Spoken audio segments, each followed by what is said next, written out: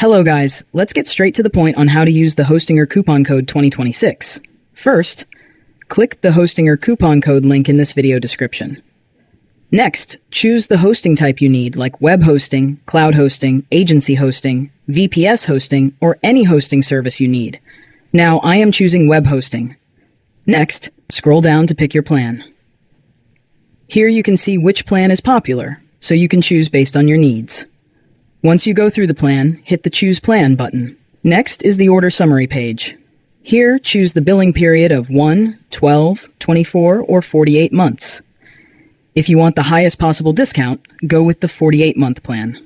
If you select the 48-month term, you can reduce the price from around $599 per month to just $119.20 per month, which is nearly an 80% discount. Also, you're actually getting 51 months of hosting, because Hostinger gives you 3 extra months for free. Next, in the order summary, you can see the referral discount of 20%. This is because of my link.